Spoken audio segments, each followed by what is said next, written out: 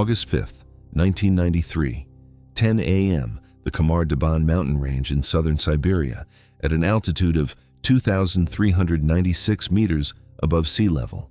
A group of Kazakh mountaineers, consisting of 7 people, was returning from the summit to their base camp after several days of ascent. The weather was cold and rainy, and the trail appeared slick. At that time, none of them expected that within a few minutes, everything would change forever. Alexander Kryson, 23 years old, who was moving behind the rest of the group, suddenly screamed and fell to the ground. He began tearing off his clothes and thrashing about, blood flowing from his eyes, ears, and nose, and foam coming from his mouth. His body convulsed for a few seconds and then lay completely still.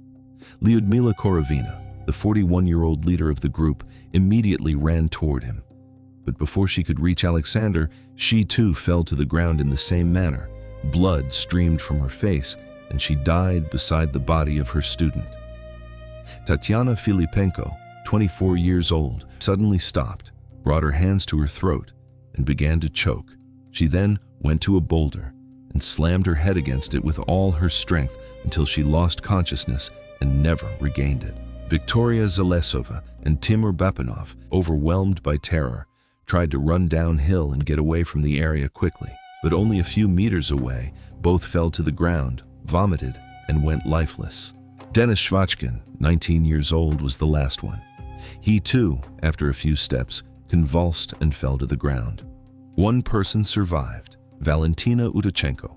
She had been moving a short distance behind the group and upon arriving saw that 6 bodies were lying on the ground, and some of them still had blood streaming from their faces. Terror seized her, and she only knew that she had to get away from there. Valentina spent the night under the trees.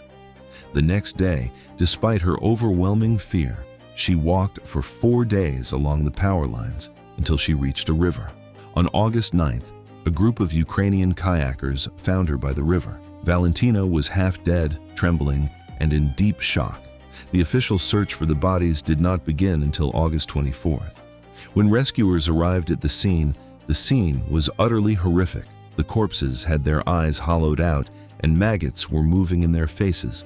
Autopsies were performed in the city of Ulan-Ude. Forensic doctors stated that 5 people had died from hypothermia, and Lyudmila Korovina died of a heart attack. Protein deficiency due to malnutrition was also cited as a contributing factor. But this official explanation left many questions unanswered. How did 6 people die within minutes simultaneously with identical symptoms? How does someone who dies of hypothermia bleed from the eyes and ears and foam at the mouth? How did Tatiana Filipenko smash her head against a rock for no reason until she died? To this day, 3 main theories are debated among experts. First, nerve gas poisoning.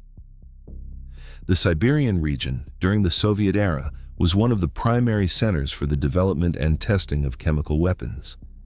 Novichok gases, developed between the 1970s and 1990s under a secret program known as Project Foliant at the State Research Institute of Organic Chemistry and Technology, Gosnyo-KT, were tested in these very regions. These substances, about which little information is available due to the program's top-secret nature, were disclosed by whistleblowers such as Vil Mirzyanov. Novichok gases act by inhibiting the acetylcholinesterase enzyme in the nervous system, leading to an increase in acetylcholine concentration. This process affects the parasympathetic nervous system and produces symptoms such as involuntary muscle contractions, convulsions, respiratory paralysis, cardiac arrest, and ultimately death. The signs noted in the reports on the Khamar-Daban victims are consistent with the pattern of nerve agent poisoning. Valentina Utachenko, who was at a lower elevation than the others, likely escaped the toxic cloud that had formed at higher altitudes. However, no conclusive evidence of the presence of these substances in the area has ever been reported. Second, infrasound waves. Based on scientific research, the Khamar-Daban mountain range has been identified as a secondary source of infrasound wave generation. In studies related to the December 5, 2014, earthquake north of Lake Kovskol. Researchers demonstrated that these infrasound waves form on the northern slopes of the Khamar-Daban Ridge as a result of seismic waves interacting with the region's topography. Infrasound waves with low frequencies, inaudible to the human ear, can, under certain conditions, induce severe panic, visual and auditory hallucinations, heart attacks, and even rupture of cerebral blood vessels.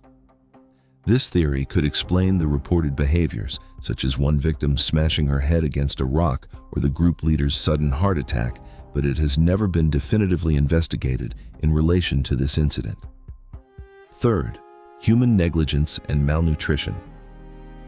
Yuri Golyas, the leader of the search operation, accused Korovina of negligence, stating that she had driven the group members to physical exhaustion through underfeeding and excessive strain. According to this account, a combination of starvation and extreme cold could have led to mass death, but Valentina Utachenko, the sole survivor, has rejected this claim. Scientific studies have shown that the northern slopes of Khamar-Daban do in fact act as a natural source for generating infrasound waves. This finding distinguishes the second theory from the others and makes it more supportable based on recorded empirical data. The Khamar-Daban case was never officially closed, no external factor was ever identified, and no definitive explanation was ever provided.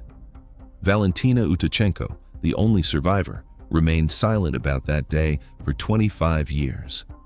When she first spoke in 2018, she said she still could not erase that scene from her mind and offered no further explanation. The Khamar-Daban mountain range still stands there, and the mystery of that day remains unsolved.